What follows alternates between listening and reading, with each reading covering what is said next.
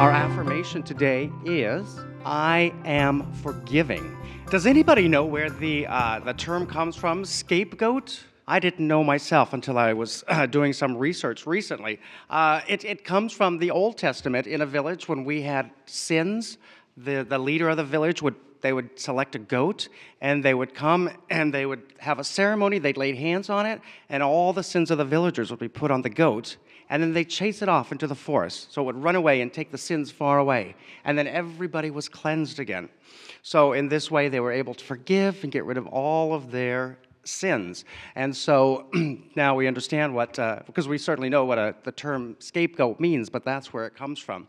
So today I wanted to talk about forgiveness, and not necessarily in the traditional sense that we talk about forgiving your neighbor, and of course we certainly promote that. I always encourage you to forgive your loved ones and your neighbors, but sometimes the last person that we ever get around to forgiving is ourselves, and that a lot of times is the most important thing, because there's things that all of us have done in our lives that we look back and we regret and we feel bad about, and we hang on to it for such a long time. I mean, there are things from my childhood that I think about, and sometimes I can get mired down in this great sadness thinking what an awful thing that was for me to do, and it's because I still have to work on forgiving myself.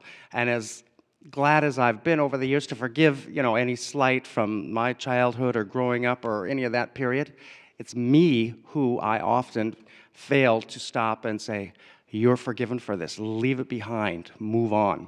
So I am forgiving. And so we'll let this be all-encompassing. So do forgive your family and your neighbors, but also in that forgiving, forgive yourself. Forgive yourself. That's very, very important.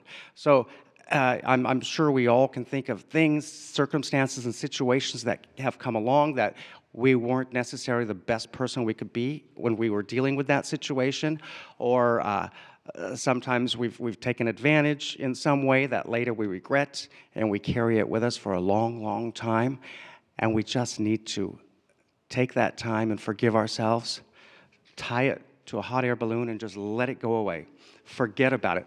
Our question this week: what do I need to forgive to move forward? If you have an issue with a family or a neighbor, an associate, a loved one where you haven't forgiven, you'll also want to probably ponder that throughout the week.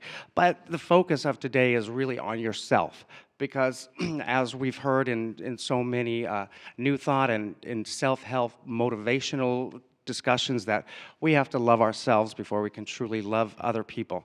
So if you have some loathing or some thing in your life that you haven't forgiven yourself for, that is holding you back. So let go, forgive yourself, and I am forgiving. And I am forgiving myself for things in the past, especially things that I can't possibly go back and ever change. So holding on to it and letting yourself be drugged down in your day-to-day life, or even some of those things, they'll pop up once a month or once a year or around a certain holiday. Something occurs to you, oh, the time I did that, I feel so bad, and you get mired down. You can't go back and you can't change it. And certainly holding on to it doesn't make the situation any better. Forgive yourself, let go, move on. And the good news is that we all have the capacity to forgive. Some people we know in life, we think that possibly they don't. I'm sure we all know a few stubborn people. But the reality is we all have the capacity to forgive, and we all have the capacity to forgive ourselves. Forgive ourselves and move on. Enjoy a new day. As you are going through the week and going through your daily activities, and as you're thinking about that, think inwardly, what is something that I am not forgiving myself for? And it's interesting because as you forgive yourself for these things, you're going to let go of that, and you're going to find the people and the circumstances and situations around you also are going to be more forgiving, because you're not holding on to that anymore.